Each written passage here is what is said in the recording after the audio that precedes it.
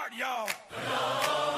From coast to coast, from shore to shining shore. You in front of the speakers, Jimmy in front of that microphone. Like the Lord intended. Turn it up, turn it up, turn it up. Hey, feel that floorboard shake. Faith meets fire when Jimmy Lakey's away. Truth on his tongue, little smoke in the air. He'll say the words you won't even dare. Unleashed and unfiltered. Coast to coast and shore to shore we roll. Politics and information.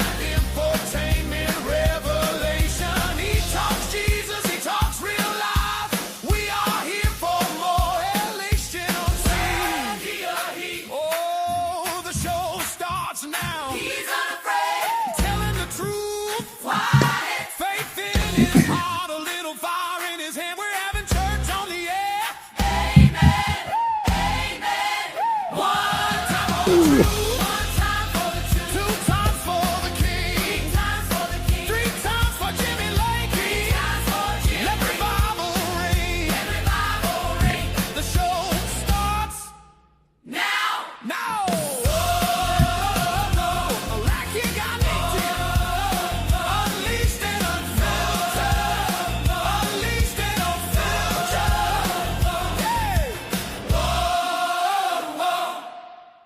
All right, the show starts now. Welcome to the program, everybody. Happy Tuesday. Feels like Monday to me because I took yesterday off. I was traveling and doing family things, but back here today graciously on a Tuesday morning. It's the third day of March, year of our Lord, 2026. Got to get that right. Show sheet says 2025. I'm still struggling with that. You know, you got to practice writing dates anymore. It used to be you got into practice because of the, you wrote checks, right? And so it took you about a month in and you're still writing the wrong year on your checks. But now we don't write many checks anymore. And so they don't really have to learn the date. So yeah. All right, here we go. Welcome to the show, everybody. Glad to have you here. Jaime Lagos, Jimmy Lakey, pleasured, pleased, and I'm thrilled to be here on the program, and I hope you feel exactly the same way. A glorious day the Lord has made. Well, since we got together last time on a Friday, we decided to bomb Iran. Of course, you know all the updates. The Ayatollah has been no more. He's persona non grata. Adios, amigo. Buenos dias. He's out of here. So he's no longer around. That's something true for sure. Well, what else we got? Oh yeah, the Ayatollah's dead. That's this. You know, that's the second Ayatollah. People said he's been in power since 1979. No, there was Ayatollah Khomeini who died, and then after that, in the early 80s, Khamenei took over. So it's not the same guy. Been in power since 1979, but they look alike. Bad beards, and no longer around. So give me your thoughts. That is kind of the question of the day. What do you say? There's a lot of polling information that's starting to swirling and percolate. Do you agree with the U.S. involvement in Iran? Do you agree with the action taken by President Trump? Do you agree with it? Do you think it was the right thing to do? Interesting that it happened when it did. Evidently, of course, we talked about President Trump touching down in Corpus Christi, Texas, to talk about oil and stand in front of a oil tanker. And it's fascinating that he 10 minutes before they landed, according to the timeline, he gave the thumbs up for this military action. Now, there's a lot of polling data out there that says people have, they're all giving mixed signals out there. And one of the reasons, there's a great piece at Newsmax of why the mixed signals are out there. It depends on what they're trying to accomplish with the poll. Polling information can oftentimes be used to manipulate you or to propagandize you and to push a narrative. So there's a pollster named Patrick Aloco who's told Newsmax on Monday that despite all the wide disparities in early surveys on the U.S. airstrikes, he sees little evidence of Republican voters, especially breaking with Donald Trump. You have people like Thomas Massey of Kentucky, who, by the way, He's oftentimes a libertarian hero in the Republican Party. But, it turns out that a lot of the campaign funds that keep getting Thomas Massie from Kentucky reelected, they come from Democrats. If you look up the numbers, he is funded by Democrats who just love to see him in office because he's a contrarian when it comes to Donald Trump and other Republicans. He hides behind the guise of I'm a libertarian, but really he's just a contrarian that seems to be bought and paid for by many Democrats out there who like keeping him in office. Aloco said the reason you're seeing a 30-point gap is the same reason there's a double-digit spread in Trump's approval numbers this week. He said polls are sampling two different Americas. So if you see one poll that says 57% of people disapprove, and yet you see another one that says 62% approve, you're like, which poll do I believe? Like, for instance, a Reuters survey released Monday found that only 27% of Americans approve of the strikes. However, an Insider Advantage poll released on Sunday showed that 54% of Americans approve of the strikes. CNN reports that its poll shows 41% of adults approve, but 23% of the Republicans say they do not approve. So which poll do I believe? Am I alone in my thoughts? Am I the only one that thinks this is good, bad, and different? Well, Aloco said the methodology and the wording can help explain the divergence. He says one generally asks about U.S. strikes among adults. He says the other frames it as preventing nuclear escalation and polls likely voters. In today's polarized climate, wording drives up your top number. So whatever you're wanting your top number to be, you have to, if you want to push a narrative, you have to phrase the poll accordingly. So if you see a course on one of the Fox channels or CNN, a poll that pops across the bottom of the screen, 59% disagree, you're like, what happened? Well, first of all, they're not telling you how they worded the poll. They're also not telling you the sampling. So just because you see a poll flash across the bottom of your screen does not mean that you should buy that thing hook, line, and sinker. And so what do the polls say? So that's your question of the day. You get to respond.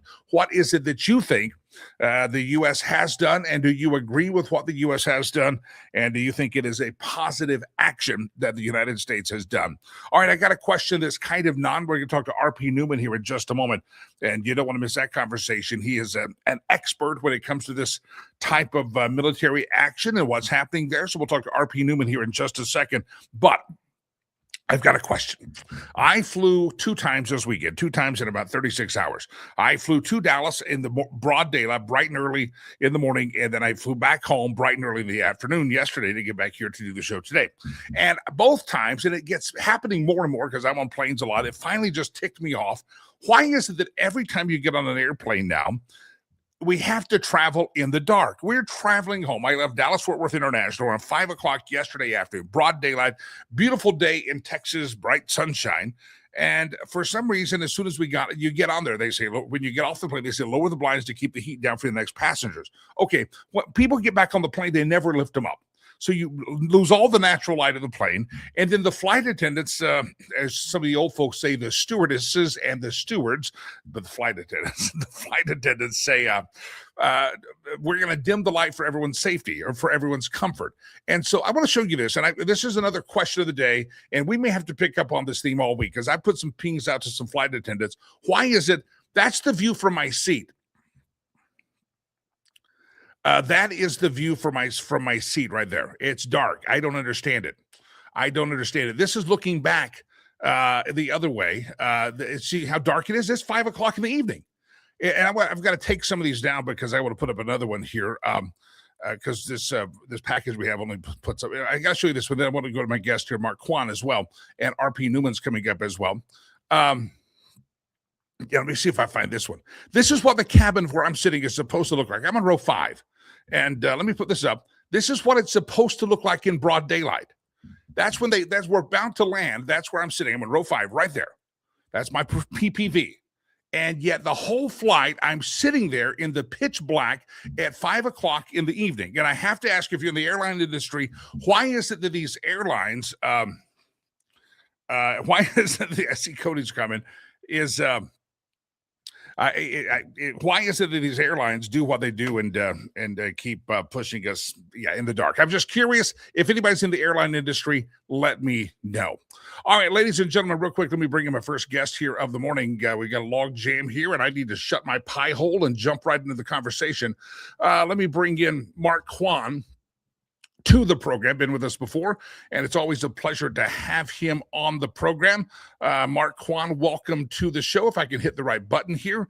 He's written a book called Be Smart, Pay Zero Taxes, Use the Buy, Borrow, and Die Strategy to Get Rich and Stay Rich. Mark, welcome to the show, sir.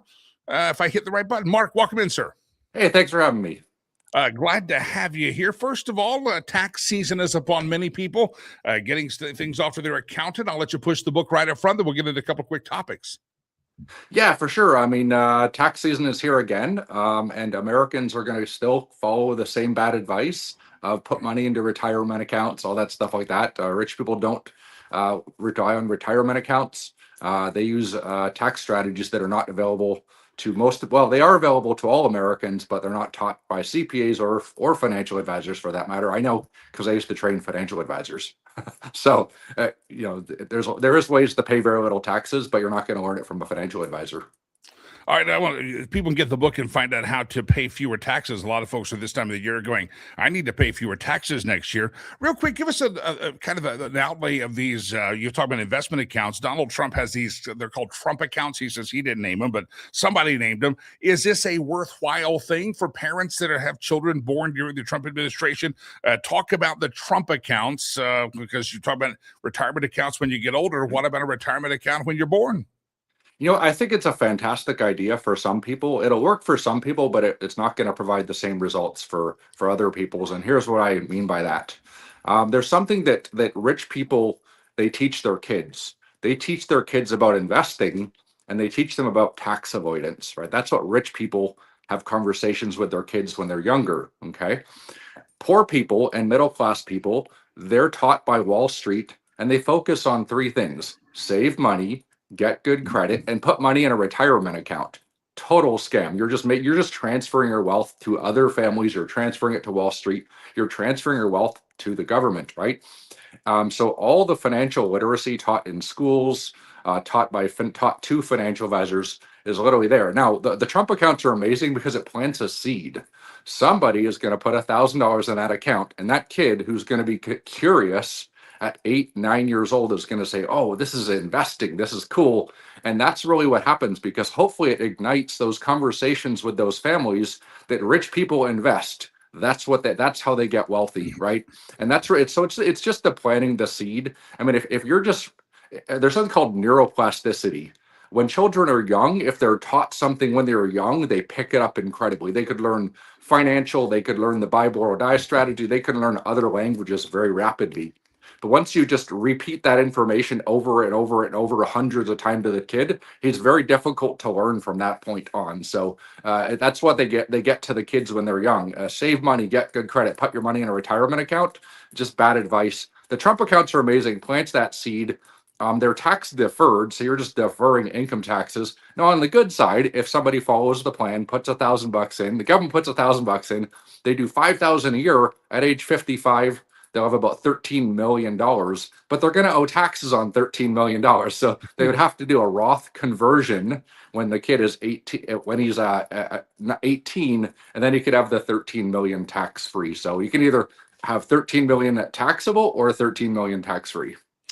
Mark J. Kwan's my guest, founder and president of The Perfect Portfolio, author of a book called Be Smart, Pay Zero Taxes. Use the buy, borrow, die strategy to get rich and stay rich. People are right now, we're a month and a half away from the tax deadline of April, and people are dealing with their accountants, or they've got their little program on their computer, and they're plugging in numbers and trying to see if they're going to get a refund. And people are talking about this is going to be the biggest refunds yet, because Trump said the big, beautiful bill is going to get me great refunds.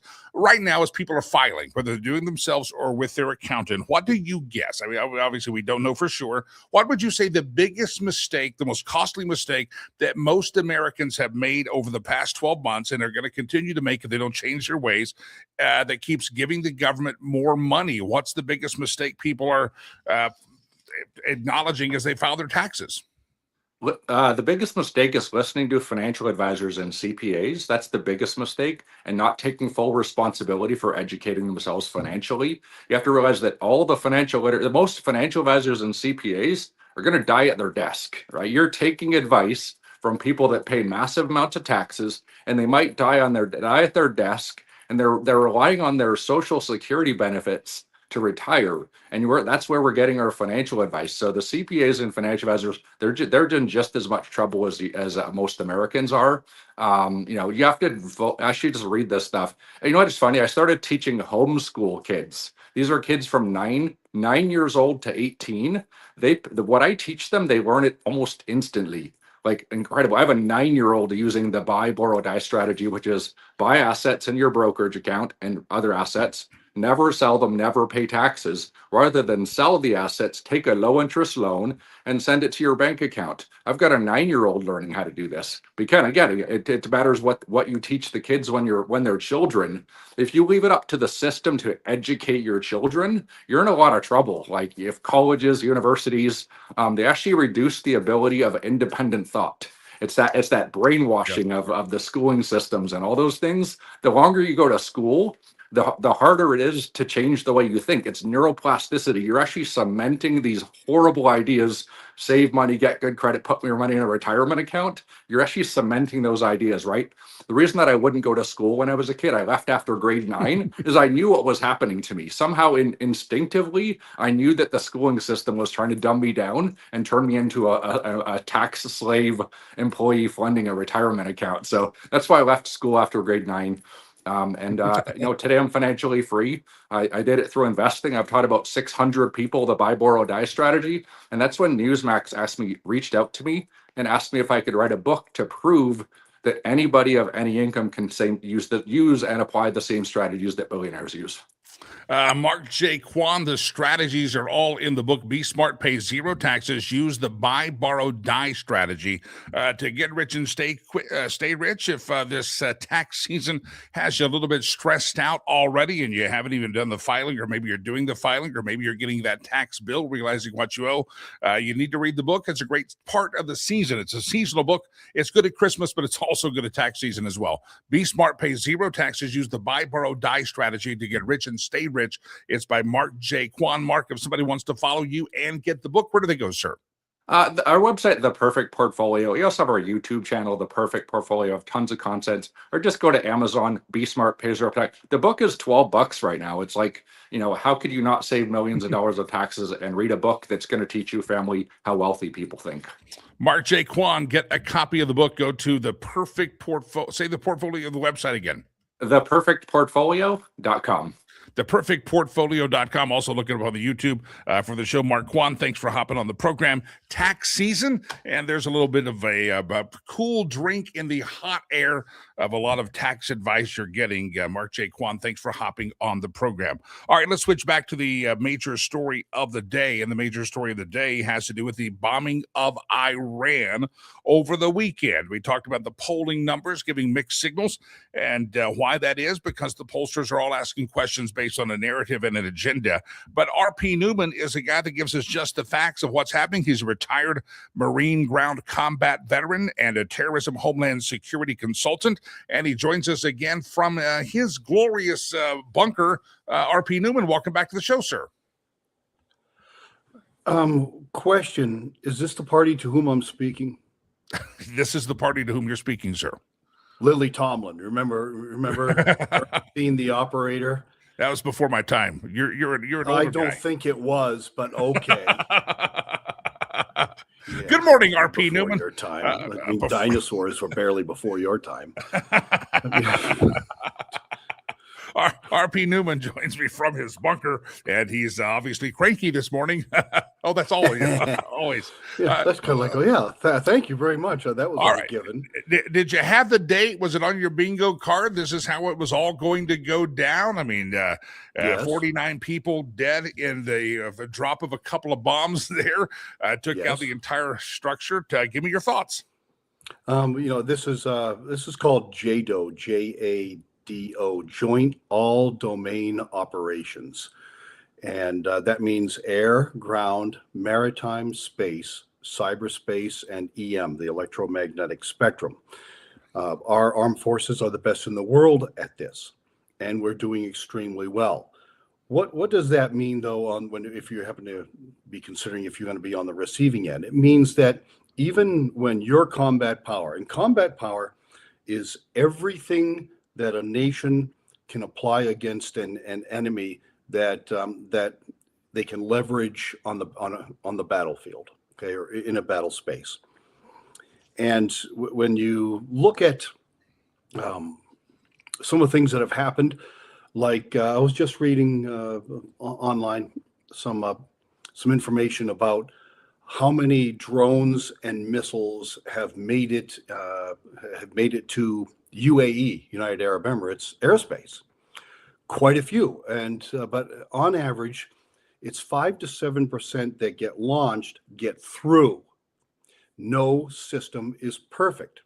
Israel understands this. Saudi Arabia, where I lived and worked in the defense industry for 5 years, understands this. The UAE, Qatar, Oman, the maritime shipping industry, Bahrain, Iraq.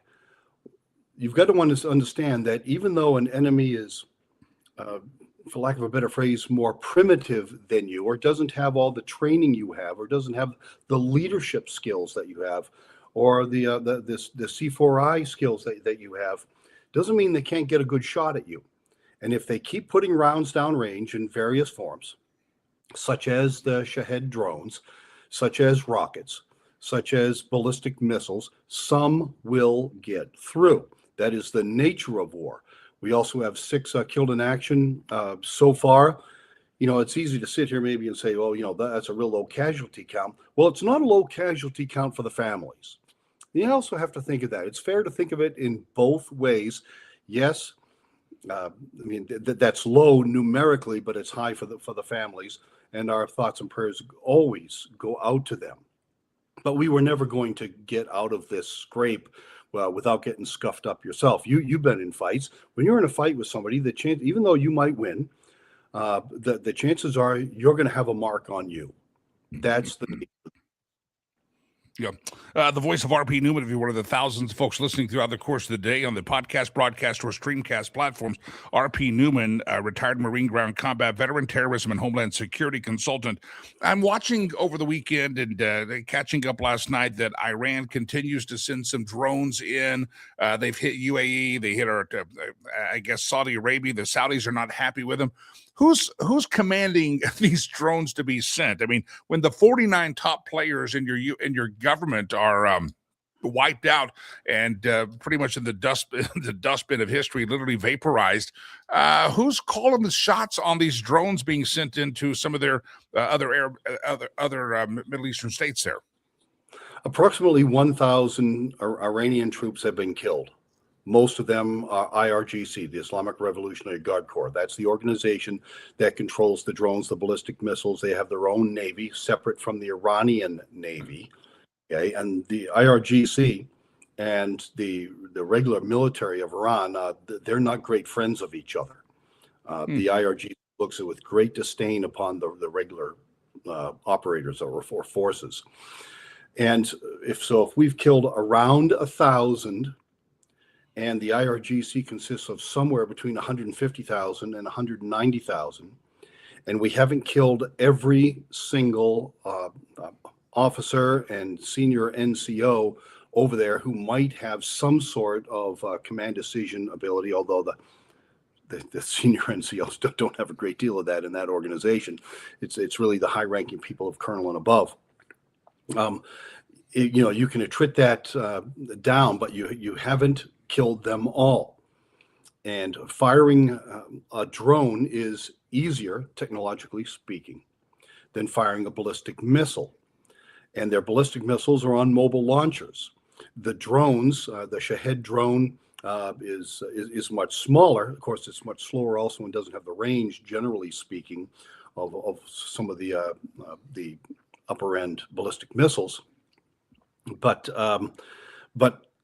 when they launch, they're using swarms, and we are also now using swarms with our Lucas drones, We copied the Iranian drones, made a bunch of them, and are now shooting back at them with their own technology, which is ironic and very clever. So, and Iran is a massive country. It's absolutely huge, and it's not like the UAE or Qatar or Bahrain or Oman. It's very big, and they can be launched from a great many places. These Shahed drones do not require a runway. They can be platform launched.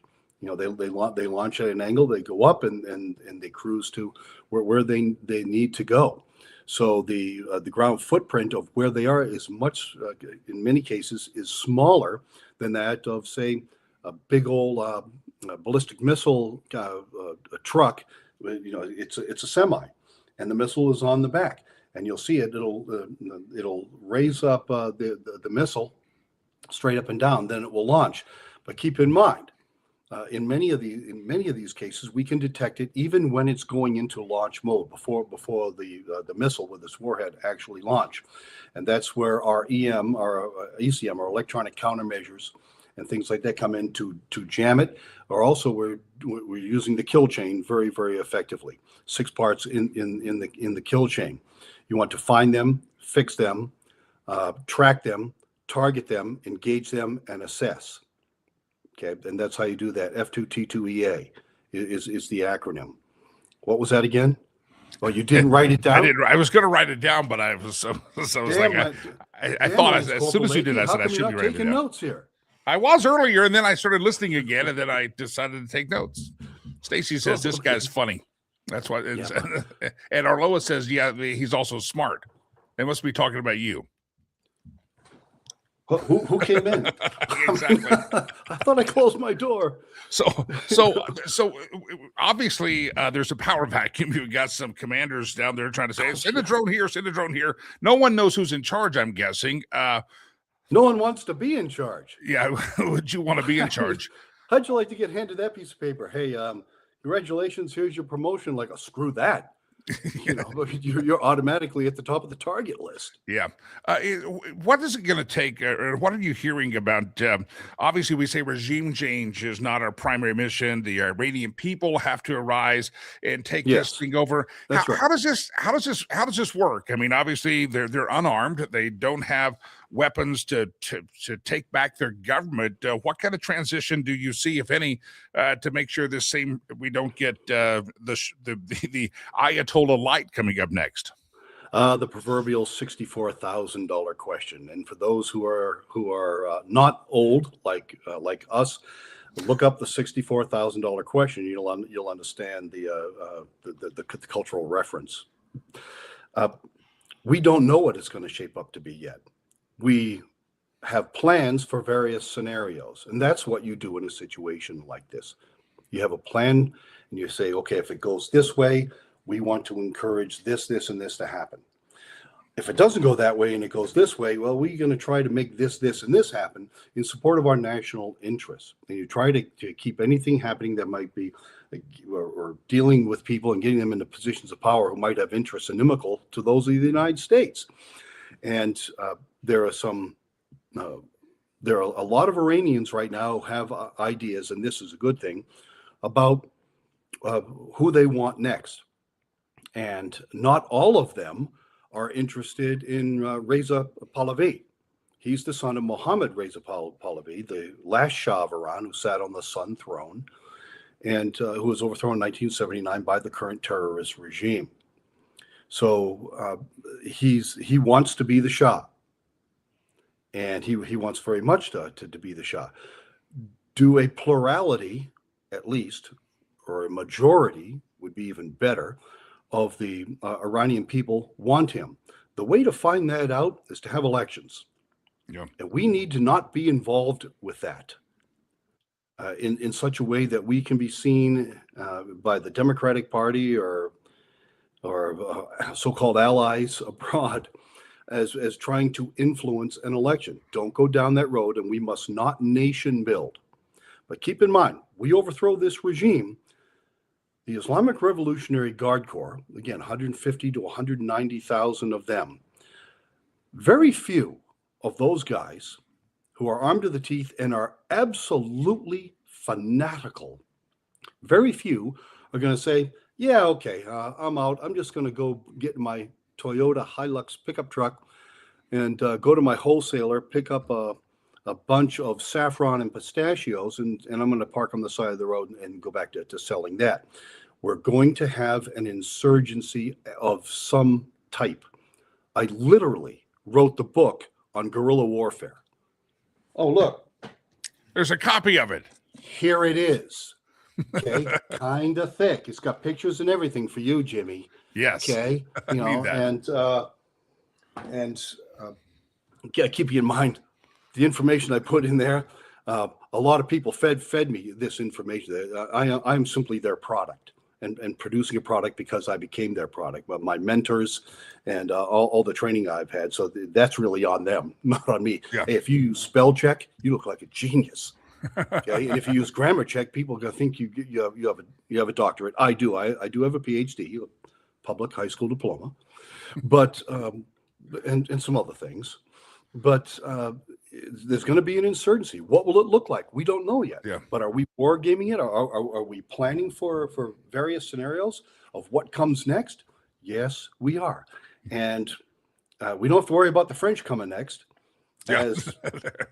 As you saw right away, the French, in keeping with their tradition, immediately did what they do best, and they scurried back into their cafes to eat canapes and swill pretty decent Bordeaux, perhaps a Burgundy, maybe even a Beaujolais if it's summertime. But where they're sitting there lamenting America's greatness and trying to figure out how to rescind the Louisiana Purchase from 1803. Look, listen, going to war without the French is like going to Death Valley in August without your down parka. You don't need them. You don't need them. You don't need the French. No. A couple of more quick questions for you. R.P. Newman is my guest, and talking about Iran, the next steps. It seems like this is moving quickly. President Trump said it's moving very quickly. How long do you think this engagement will continue? What does the phase out look like? Obviously, nobody wants a long entanglement. We picture the Bush-Cheney battles of Iraq, Afghanistan that lasted through Obama and then Joe Biden. How quick is this going to end? Unknown. And if I had an idea of when this is going to end, and first you have to qualify, what do you mean end? You have to set a metric to it. What objectives did you set out? Which have you achieved? Did you get 100% or the vast majority of them? And then you look at the end state. We are not good, Jimmy, at nation building. Look at Iraq and what that cost us, who that cost us. And then look at Afghanistan. And we're not good at nation building. We shouldn't be involved with it. We need to achieve our operational and our strategic objectives. And once that is done, which is very clear, regime change, then we assist as we are requested to assist, but do so wisely. If what follows says, hey, we need you to put in a whole bunch and help us build a whole bunch of troops and 150,000 contractors, and you're all going to live all over the place and rebuild us, we need to think about that extremely carefully. Yep. And you need to look at the end state of what that would be. We would love to be able to help like that, but are we really good at it? No, we stink. No. We're terrible. And, all right, and we haven't improved. R.P. Newman is my guest. We got more to talk about on this. We'll have to get back on and spend some more time together on it this week. And I appreciate you taking the time. If someone does want to learn how to become a guerrilla fighter, you've written the book and many other books. All of your books are available where, sir? Amazon.com. R.P. Newman. And you got a new book coming out. I do. And that'll be out later this year, Iran's War of Annihilation. I started writing it well before this little event. And of course, now that we're doing this over there, I have to add another chapter. So it'll be 10 chapters, but it'll be 85,000 words, plenty of photos, charts, graphics, and things like that, and a lot of inside information. And Iran's War of Annihilation, it's going to cover the years 1979 to 2026. That's a big spread. All the things that happened and insider information. I think people will really enjoy it. That's coming out soon. Look up RP Newman on the old Amazon, and we'll get it back on this week and hopefully have more conversation. It's a developing story, as they say. If we were cheaping for clickbait, we would every moment we have a guest flash it across the screen and say breaking news alert, and there'd be RP Newman. But we don't play clickbait games here, so we'll get it back on the program. He may be gracious enough to allow. Every time he comes on, it costs me a fine cigar. I gotta feed him cigars. That's what you do with RP Newman. But it's a pleasure to have him on. And as all of you have said, he's really smart, a smart fella.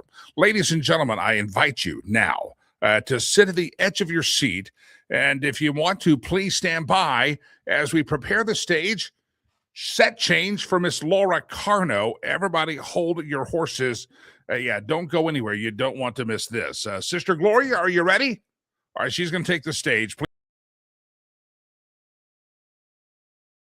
From DC Swamp to the Colorado Dome of Dummies, she cuts through the noise. Yeah, she does. She's packing heat, defends your right to keep and bear. Smartest woman in Colorado, you know she's always there.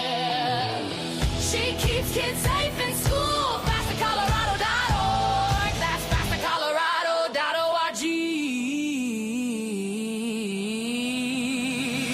Locked and loaded. Laura Carno on the Lakey Show. Locked and loaded. Laura Carno on the Lakey Show.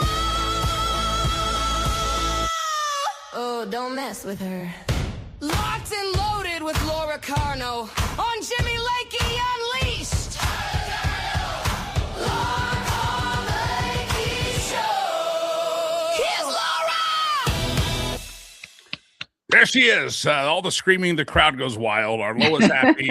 Oliver's out there. People are throwing undergarments at the day. That's fantastic when Laura Carno comes on the show. We haven't heard from Oliver in a really long time. I saw him pop up in the chats earlier pushing a caucus or something. Or I saw him. I think it's the same Oliver. He's yeah. You want to talk to him? Hello, Oliver. Long time no see, Oliver. We can get him on the phone for you if you want to. All right, Laura Carno, good to have you here on the program. Sister Gloria singing. I hear that there's going to be a new intro, the same music, but a new flashing lights or something on the screen. I'm not exactly sure how that works, just bells and whistles. But rather than you and I sitting there like two crackers trying to dance to the song, I figured let's go off the screen and let Brother Leroy and Sister Gloria not look at two crackers doing not it's not good. Okay, so it sounds like your rhythm is about as good as my rhythm. You know, I'm great at the Trump dance. I think I was doing the Trump dance before anybody else was doing it. That's just white guy in a wedding dance, right? All that is. That's just exactly. Hey, here we go. I'm right there with you. Zero rhythm at all. So when you go to the weddings, do you get on the floor and dance at all? No. Yeah. No, it's terrible. I didn't dance at my own wedding. My husband and I actually bonded over our mutual distaste, or not distaste for dancing, but just neither of us can do it. So that was cool. Yeah. All right, Laura, let's get into some topics. You sent me a link to the story. The Iranian women's national football team, we know it as soccer, refused to sing the anthem of the Islamic regime. You know, a lot of things that, you know, we have the left out there. Donald Trump's bombed Iran. The left's threatened it forever, so they hate it now. But whether you like the tactic or not, all this stuff, the women in Iran have been thoroughly oppressed and repressed since 1979. And it's really sad what has become of the ladies in Iran. And they finally have a breath of freedom, and good for these Iranian women standing their ground saying, no, we're not going to sing that crap anymore.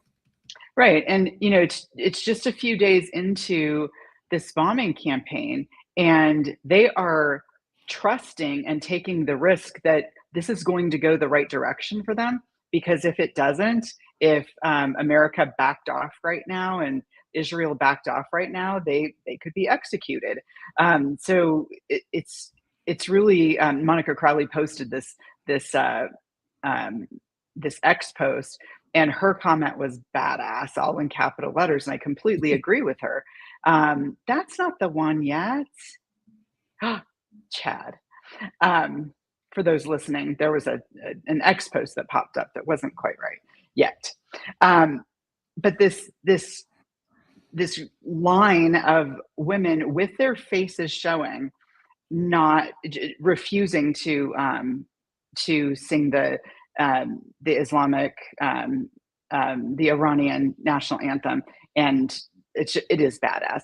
We talked I don't know, maybe a few months ago, Jimmy, when there was starting to be unrest in Iran, and women were taking off their hijabs and burning them. Probably those women were executed, but gosh, a couple, 3 generations of women. Think of the girls that have been born in Iran since 1979, whose faces have never seen public view ever. And it's just amazing. So. Yeah.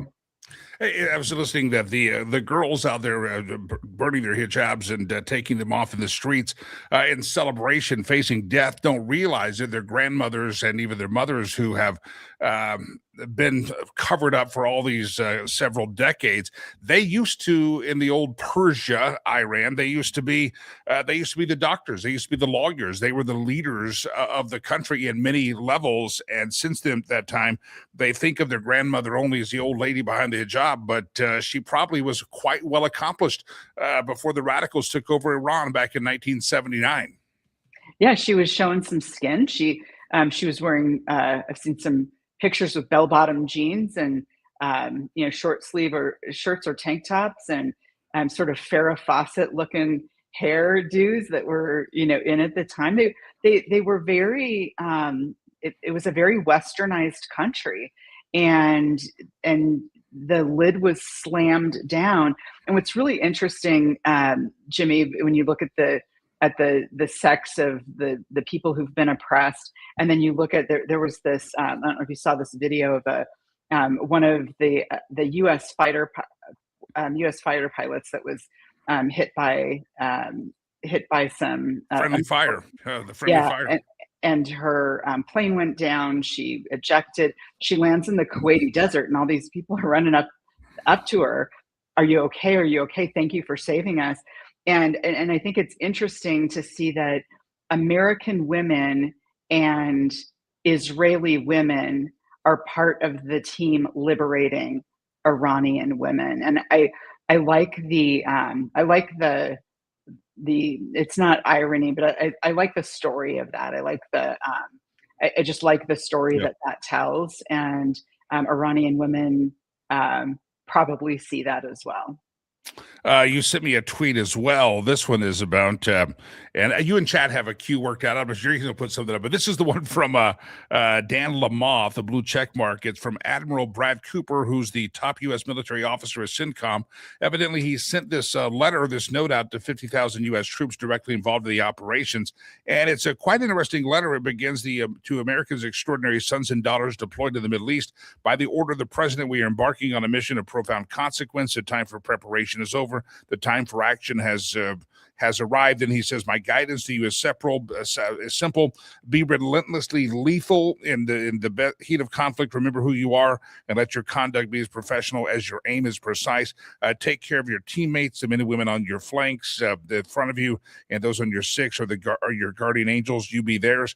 And then steady your resolve. Combat is inherently chaotic. The days, the hours, and perhaps weeks ahead will challenge you. There will be noise and confusion. Fall back on your training. It is the best in the world. Godspeed, C.B. Cooper. This is a letter that the CENTCOM commander evidently sent out. Give me your thoughts. I think it's good advice. Yeah, and you compare this to guidance that was given to the military during the Obama administration, during the Biden administration, and remember all of those years that we had. Be sensitive to the transgender people in other countries. And okay, no, None of that is interesting right now. We have an Iranian regime that has killed over 1,000 Americans and tens of thousands, if not more, people in the region, including people who are friends of the United States. This isn't the time for sensitivity. This is the time for figuring out where the dudes are who are causing all of the death and taking them out and giving these Iranian people who, by the way, most are cheering this because they need to be liberated. This is the time to give them the opportunity to take their country back. And Jimmy, I don't know if you've seen in the United States these rallies with people flying Iranian flags, Israeli flags, and American flags, cheering what's going on. Those are, it tells you how important it is, and they're good political optics. The political optics are clearly secondary, but it's just a very interesting time in our lives, Jimmy. It's fascinating. And, 30,000 people died in the last 6 to 8 weeks, all because they wanted freedom in Iran. And from my knowledge, there's not an Ivy League school or a blue-haired Subaru driving leftist liberal out there protesting those 30,000, many of them women that lost their lives just since the first of the year. They're not protesting that, are they? Nothing. No, they're silent. No, and I used to say back in the day when the National Organization for Women was a bigger thing than they are now. Where is now with all of these women? Like when Afghanistan fell during the Biden administration, where are these women's rights organizations chanting and marching and screaming in the streets for the rights of those women who were stuffed back into burqas? And that's just not okay in 2026 for people to do. I was in Texas over the weekend and back here, obviously, in the home studio of Colorado. But big news, I guess, nationally, big news in Texas was a shooting in my beloved Austin, Texas, home of the University of Texas Longhorns. Hook 'em. A guy shows up at a nightclub wearing an I Belong to Allah sweatshirt hoodie, evidently screaming some terroristic comments. Fortunately, he didn't get very far. He was taken out pretty quickly within a matter of seconds. Did kill a couple of people, but it's very, very sad. But I'm watching the news in Texas, and I get back last night, and they're saying they're still investigating ties to terrorism. And I'm thinking, how obvious does it have to make? I'm guessing if it was a white guy wearing a Trump shirt, we would all already be kind of cast out and said it's those Trump people. But for some reason, the media is real hesitant to call this guy a domestic terrorist. He is. Yeah. When he's wearing a hoodie that says "Property of Iran," and then and underneath that he had a T-shirt, according to some reports, that had the Iranian flag. So, in law enforcement, that's what they call a clue. So we'll see how that goes. But here's what, and this guy had been in the country quite a while. But if you look at the millions of people that came across the southern border during the 4 years of the Biden administration, unvetted. How many of those people are Iranian, lone wolf sleeper cell types? Let's say it's only 10 people. Okay, 10 people could do a significant amount of damage. So, I say to my friends who, carry on a regular basis and, carry a concealed firearm in defense of themselves and their family and their community, be on the lookout. This thing just happened in a bar in Austin, Texas, and 2 young college kids are now gone. 14 people injured. One, it looks likely they're going to take off life support today. This is real stuff, and we don't know who was let into our country, whether it's from Iran or other terrorist states. So, keep your head on a swivel. All right, let's go to this last story, a little bit lighter. You sent this one over just because you said Trump is funny. And I'll let it'll pop up on the screen. You can see it. I'll let you guide us through this whole thing. Yeah, the dude's a stand-up comedian. So a reporter asked, for those who can't see the screen, a reporter asked Trump, who takes over now that the supreme leader is dead? And Trump says, I don't know. I guess the position's open. I'm creating jobs in Iran too. And he's just a friggin' stand-up comedian. His his sense of time and place, his sense of timing is just hilarious. Now, sometimes I wish he didn't say the things that he says, but I will highlight the things he says that are just hilarious. I think it's classic Donald John Trump. Totally. I'm surprised he hasn't assigned maybe Marco Rubio to the job. Marco Rubio seems to get all the other jobs out there. The new Shaw, Marco. Oh, there's a meme out there. Yeah, there's a meme out there showing Marco in the new Ayatollah head gear. Yeah, I've got to show you this photo here if I can get it on the screen here. I've had a little bit of tough time here, but I've got to show you this one. This is absolutely hilarious. You got to click the right buttons here. Please hold. Laura Carno, I'm putting this in real time. This is we're stolen memes. I don't know if producer Chad had this one. I didn't send it to him, but I've got to send it. I've got to show it to you now. This is Donald Trump and his cabinet. Oh, where's it at? There. I just loaded it's me again. There it is. You again. Okay, here we go. Trump got 34 felonies, 3 baby mamas, been shot, kidnapped as sitting president. He's running our government like death row records from the 1990s. That's awesome. That's an awesome picture. 34 felonies, 3 baby mamas. He's been shot, kidnapped as sitting president, Maduro, and he's running the government like death row records from the 1990s. The hairdo there on the Secretary of War is classic. J.D. Vance looks very happy. He looks like, I think there's a Twinkie in a Golden Corral ahead of me. That's what he looks like. That's awesome. Marco's ready to do a drive-by over there. Yeah, exactly. There's some great stuff out there. I mean, let's be clear. Innocent people have died. There is a cost to war. There's a cost to freedom, and so we need to remember that innocent people have died on both sides of this and in neighboring countries. But there are some things out there that I say God bless X, formerly known as Twitter. Yeah. It's just there's some hilarious stuff out there. It is. And as R.P. Newman pointed out earlier, 6 Americans have lost their lives in this battle, so we don't take that lightly. We do definitely pray for them and pray for protection for the rest of those that are still engaged here. But that's a funny meme, and there's some funny stuff out there putting it in perspective and puts a smile on our face. All right, Laura Carno, fastercolorado.org is the website we talk about every time you join us for your Locked and Loaded with Laura Carno segment. What do folks find at Faster Colorado? What's the project you're working on now? Yeah, what they'll find at fastercolorado.org is where we are training armed school staff members, and now with a grant that we received, we're also training active duty law enforcement to respond to school shootings. And so we're gearing up for our first of those law enforcement classes in just a couple of weeks. And so if you're law enforcement, if you know law enforcement, get them over to fastercolorado.org. Sign up for those classes. They're filling up quickly. Because of the grant, they are free to the agencies.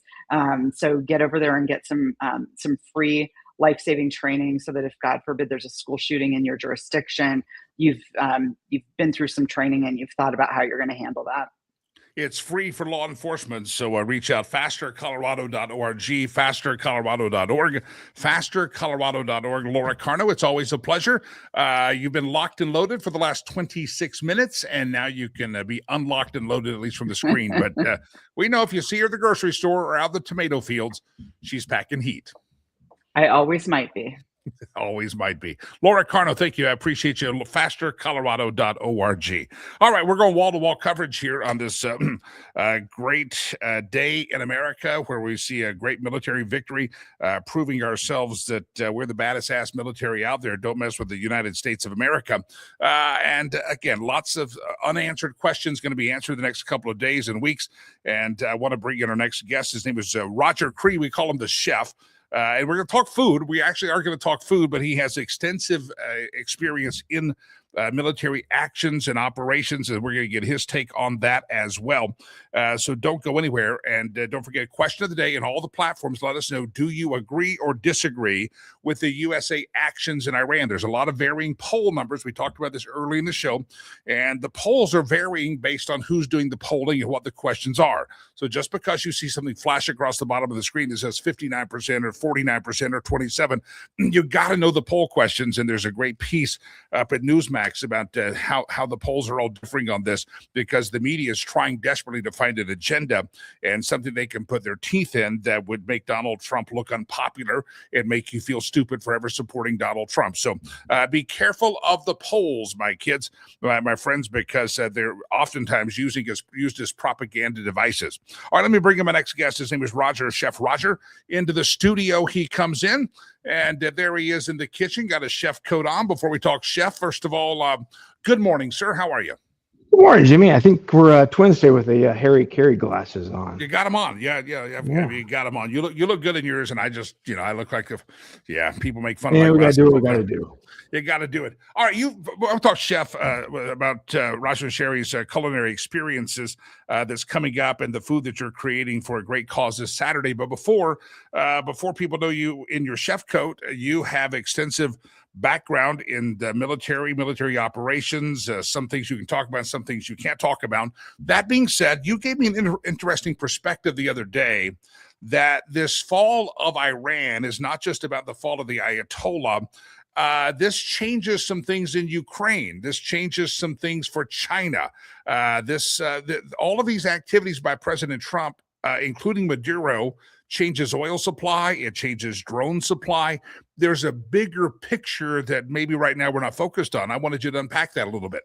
Yeah, I mean, this goes way beyond the borders of the Middle East. I mean, if you look at Ukraine, Russia invading Ukraine was the beginnings of World War III. It changed Russia from a weapons supplier to a weapons consumer. And one of the major weapons suppliers became Iran. And one of the things that Russia's had great success in Ukraine with is the Shahad, which is their drones.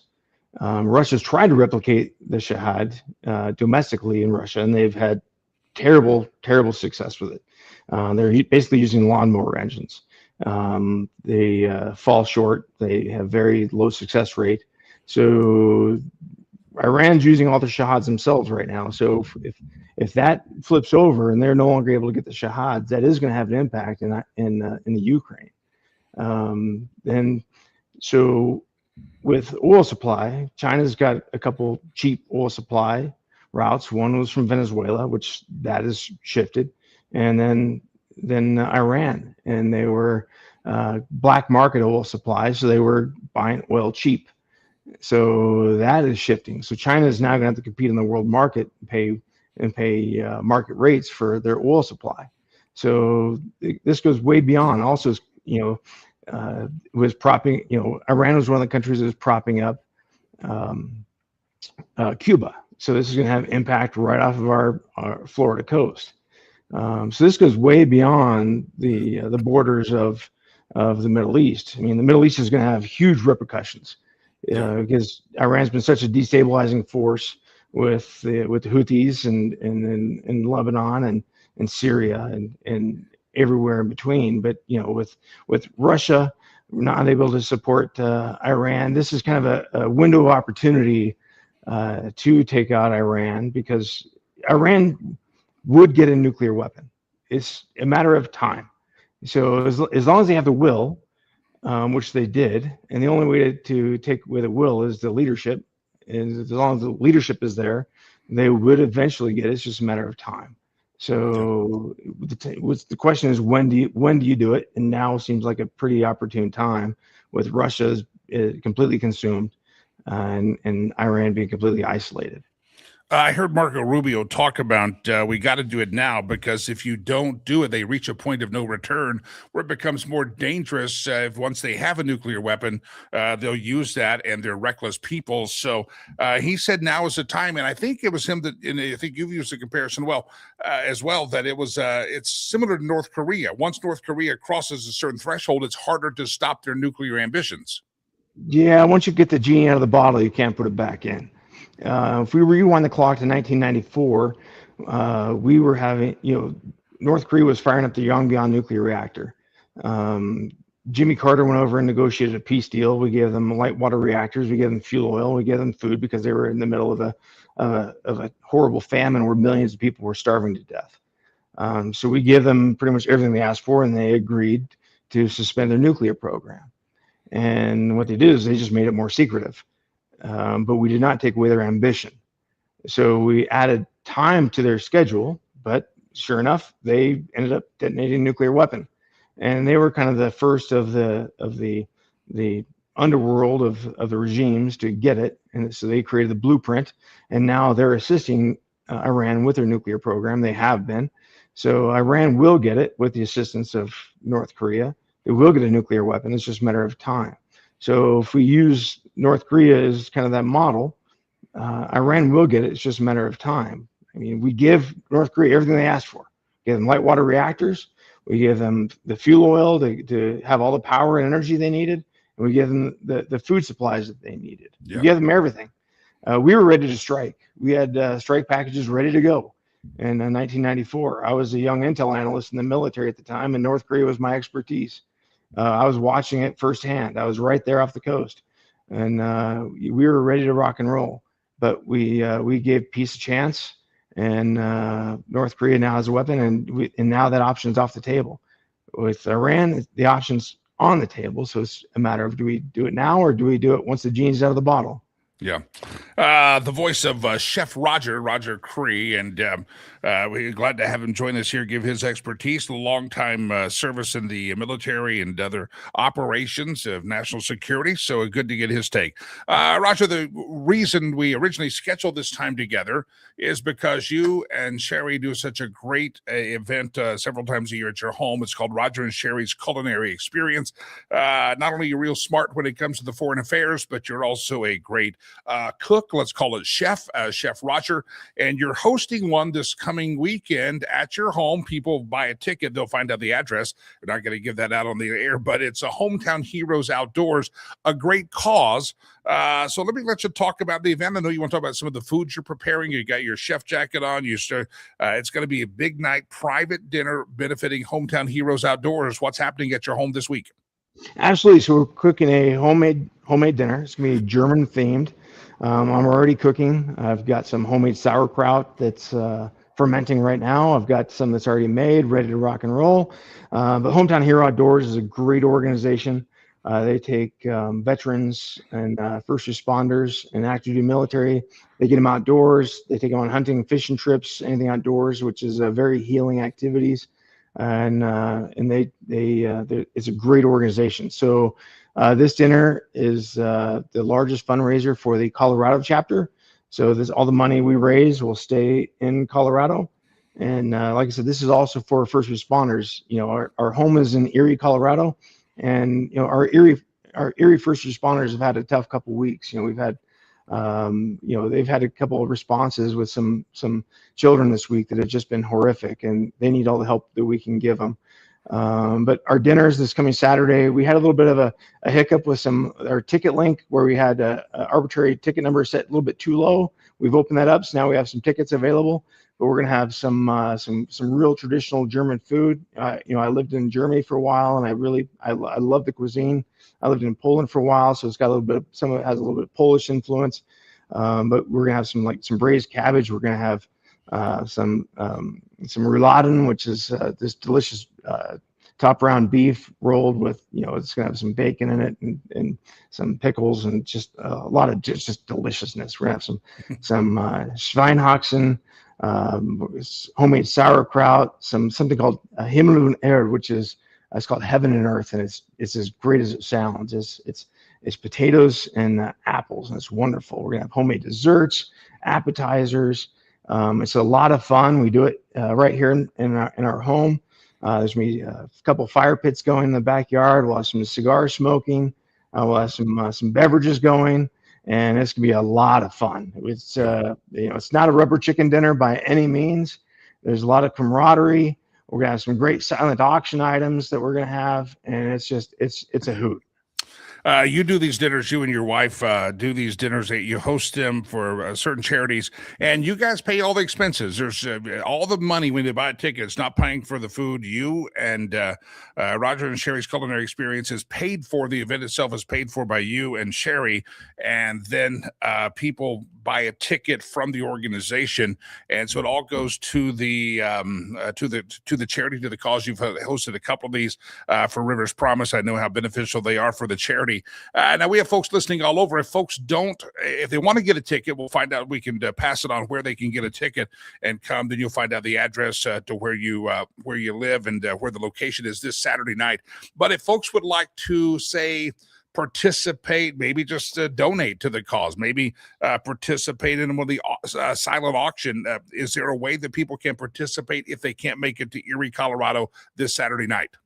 Absolutely. Just look up Hometown Hero Outdoors. They have a great Facebook presence and a web presence. Also, if you're a veteran or first responder, register to go out on one of the events. I've done a couple of butchering classes. They have a huge trophy elk hunt coming up for a veteran. Duck hunts, fly fishing trips, ice fishing trips. So get out and go in the outdoors. But if you want to participate, make a donation, that's always appreciated. They survive on money is what makes this all possible, and it's greatly appreciated. So you can go look up Hometown Hero Outdoors. It's always appreciated. And like I said, our dinners, it's 100% of the money goes straight to the organization. We never touch the money. So 100% of the money raised goes right into their coffers, and they put it to immediate use. HometownHeroOutdoors.org. You'll find the Colorado chapter, and you can find them on Facebook as well. But if you want to go to the event, the dinner, reach out to the website. They'll have the link to the dinner on the website as well. Correct? Correct. Roger Cree, Roger and Sherry's Culinary Experience. Roger, thanks for hopping on. It's this Saturday, and if you can make it, if you've never been to one of his events, I know some of you actually have. We've done a couple of Rivers Promise events there, and they're fantastic events. It's good vittles, it's good eating, and you won't be disappointed. It's a culinary experience, and again, it's well worth the cost of a fine dinner. And it's right there, private residence and casual environment, but a lot of good fun, and you don't want to miss it. And limited seating, so if you want to go, hometownheroesoutdoors.org, look them up or reach out to me or producer Chad. We can get you connected and get those tickets, and all of the proceeds will go and do that. Rich says, I'm hungry now. Rich also says he loves making sauerkraut. Sold me on that one. And appreciate you being hungry. Now, if you want to be really hungry, you can go to Roger's house on Saturday. All right, we've had a lot of good coverage and commentary from Chef Roger and from RP Newman on what's happening in the Iran situation. Also some good commentary from Laura. If you're listening later in the program, missed part of it, always feel back, go back and listen to the podcast version of the show. As soon as this program is done, it shows up on iHeart, it shows up on Spotify, it shows up on Podbean, all the major podcast platforms. You're there, and so you can go back and listen to the audio portion of it to hear all the great guests of the day and a recap from RP Newman, Chef Roger, and Laura Carno and I talking about all the things that are happening in Iran. You just talked to Roger, and if you didn't put the dots together, it's called Roger and Sherry's Culinary Experience. The Sherry in that is Sherry Cree. I talk about the generosity of Sherry Cree, how she takes a portion of her proceeds on a commission of a home, and she donates a portion of that to the charity of your choice.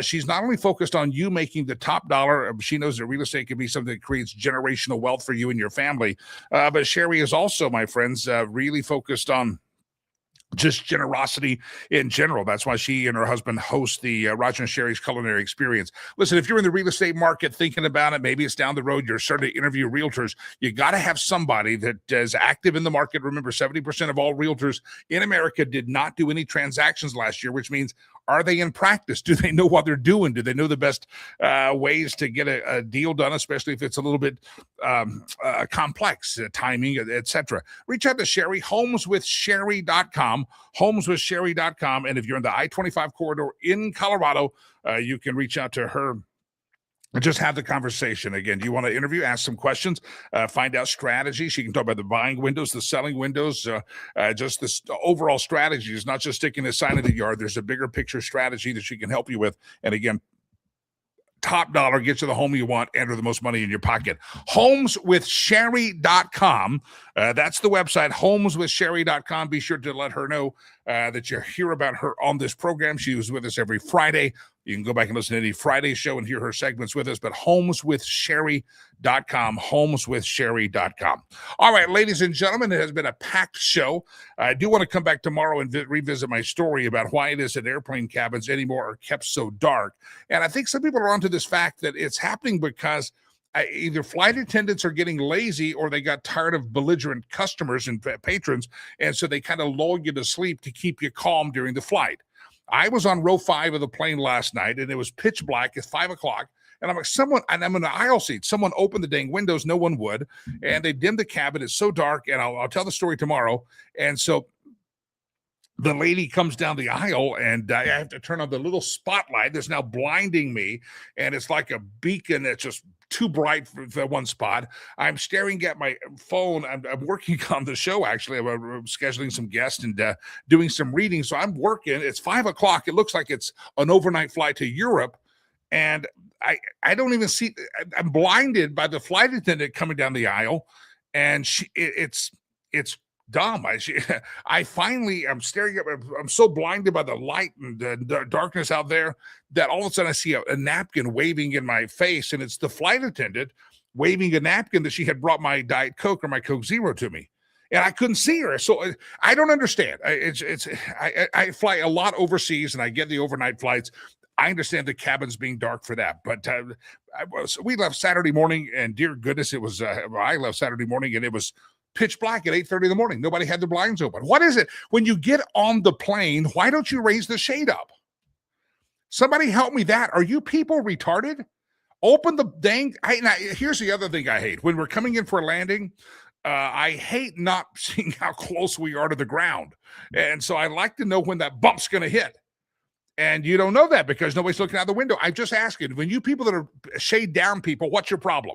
I think you're as dumb as people that wear pajamas on planes. I mean that sincerely. I think shade down people, unless it's an overnight flight. And if it's an overnight flight, it's already dark out. Lower the dang blinds, for God. Open the blinds. Let's have some natural light. I don't know. I think they're trying to keep everybody calm. I don't know. It's frustrating. I'm flying home at 5 o'clock yesterday afternoon, and suddenly you're getting sleepy. Like, I don't want to go to sleep now. I got to stay up and mess up my sleep schedule. Listen, I need all the sleep I can get. It's called beauty rest. And obviously, some days I get too much and it causes you to stumble. But I mean that sincerely. I don't understand. I don't get I don't get it. I don't get the darkness on these planes. We're going to talk about this tomorrow. Everybody give it some thought. Discuss amongst yourselves, and we'll discuss tomorrow on the program. All right, ladies and gentlemen, we'll continue to follow the Iran situation tomorrow on the program as well. What's happening there? Good to have all of you here. In my hand, I hold the globe. That's our cheap little prop for the stolen meme section of the show. So let's do it. We go around the globe. We steal stuff from around the internet, and we're shameless because we were too lazy to create it ourselves. Here we go. Round and round the globe we go. Where we steal the memes from, no one knows. Trump was able to kill the supreme leader of Iran while working from home at Mar-a-Lago, and you want me to come into the office? Truth to that. Truth to that. Although, yeah, some of you need to get your ass to the office. Yeah, that's how you got lazy, sort of wearing pajamas to the airport. Round and round the globe we go. Where we steal the memes from, no one knows. Oh, God. Ooh, don't want to see that very often. Ooh, don't wake up next to that. Trump voters, Venezuelans, and Iranians celebrate while Democrats look at you like this. Yeah, Venezuelans, Iranians, all celebrating the tyrant ding-dong, the witch is dead. And there's the witch. She's blue hair. You wonder why we say blue-haired fools. Yeah. Round and round the globe we go. Where we steal the memes from, no one knows. The left celebrated the assassination of one of these men. It's protesting the assassination of the other. They're godless. The left is godless. Yeah, probably possessed.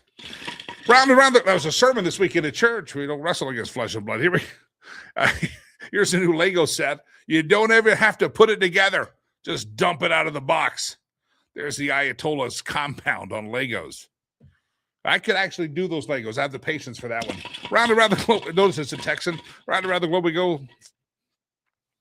And just like that, the No Kings people are upset that a dictator was removed. And just like that, the No Kings people are upset that a dictator was removed. Not bad I'm out of practice, Delilah. I haven't practiced it, but I don't know the memes are coming up. I would have practiced. I would have rehearsed my Forrest Gump voice if you're listening to the audio only. Round and round the globe we go. Where we steal the memes from, no one knows. There he is, Marco, finding out he's got to be the Shah of Iran in 72 hours. He's prepped. He's ready to go. Yeah, Marco's got a lot of jobs. I don't know how he keeps up with it. I do good to keep up with my stuff. Round and round the globe we go. Where we steal the memes from, no one knows. Senator Kennedy... I think AOC is the reason there are directions on a shampoo bottle. I love the Kennedy. John Kennedy. Round and round the globe we go. Where we steal the memes from, no one knows. There it is. The gong comes in from China. I hope you can hear that. I can barely hear it, but it's a gong. That means stop stealing the intellectual property. You're getting too good at it, and we don't want to chase China. They have the corner of the market for stolen intellectual property. All right, ladies and gentlemen, it's... third day of March. I appreciate you being here. And yeah, we got to go. We got to wrap this puppy up. Don't forget the charity work we do. It's called Rivers Promise. If you haven't checked out that website in a while, please go do it. Tomorrow we will pick up on that topic of why they're keeping cabins of the airplane so dang dark.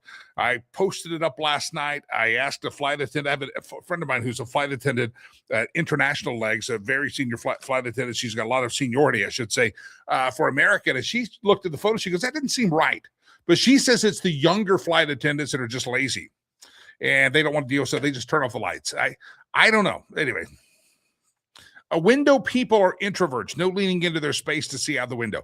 I don't have to lean into their space. I just want to see. You know, I made the mistake one time not calculating that Colorado's altitude is about, let's say 5280, but roughly a mile high. And so I see we're 6,000 feet above off the ground, and I'm thinking we're not going to land yet. And then the next 10 seconds, boom, we hit the ground. I think we crashed. No, you got to know the elevation. We're above sea level in Colorado. So I just like to know when the bang and the boom of the tires hitting is about to happen. And I don't understand you people who want to, if you want to close your eyes, if you want to wear an eye mask, but leave the freaking, at least every other window. You got to have some windows open. We'll talk more about this. This is a real issue. And some of you are absolutely wrong by keeping your blinds closed. And you flight attendants are, I don't understand. The poor flight attendant yesterday couldn't see. She couldn't see. She was bringing, I was in the front of the plane, so she was bringing a basket around. You got to choose your own snack out of the basket, right? Just choose your own. Well, I'm on 5E. I'm the back of the front. I'm the back of the front of the plane. So everything's been picked over. She couldn't see. I couldn't see. And the person that was just looking, going, I don't know. I think I got a little bag of almonds, but I couldn't see it. It was so damn dark in there. It was awful. Anyway, don't understand. Riverspromise.org. I do understand what we're doing there. We're taking care of kids, start off the month, and help us take care of kids. Our food situation is always using your help. We appreciate your help. We're going to be talking more about our construction project coming up, announcing our casino night. But do yourself a favor today. You want to feel good about life and feel blessed. Go check out Rivers Promise if you haven't seen the videos there. If you haven't seen the little documentary of when my son and I went back, producer Chad was there. Actually, Roger and Sherry Cree were there with us on that trip. Scott was on that trip as well. As my son's senior year of high school, I went back for the ribbon cutting of phase 1 of Legacy Christian Academy, and there's a little documentary about my son returning as an adult, having turned 18, to the place where he was found as an abandoned child, and just kind of the emotional story of being there with the family who found him, and it's all documented. It's a short little mini documentary, and it's on the website, riverspromise.org, riverspromise.org, riverspromise.org, and we'd love to have you check that out and make a donation if you could. Here we go. Roger jumps in. Chef Roger, I'm an introvert that likes an aisle seat for security reasons, 4.5 million flight miles, and I like a dark cabin. People talk less in a dark cabin. I get the overnight, and I don't talk on a plane either, but I want to work, and I don't like having this bright light, and yeah. It was literally so dark. It was, yeah. Did the flight attendant fall in your lap? I had that happen one time. Turbulence heading south into Africa fell in my lap. I said, stay as long as you need to, honey. I got you. I'll hold on to you. I'm a protector. She got up.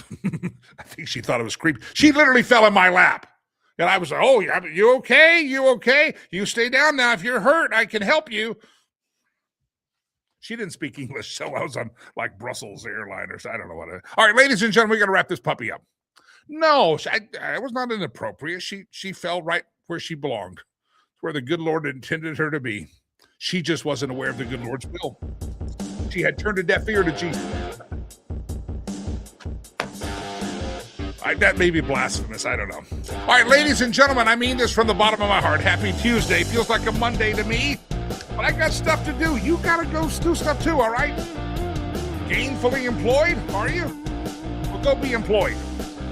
Yeah. If you like a dark cabin in the airplane, go turn the lights off in your office. Yeah. Turn your lights off in the office. I do the show in the dark. Darkness everywhere. My luck would have been a male steward. I don't judge, Jeff, if that's what you want. I don't judge at all. I'm very libertarian when it comes to your habits or proclivities. Ladies and gentlemen, God bless you. God bless America. See you tomorrow. Jimmy Lakey, peace. I'm out of here.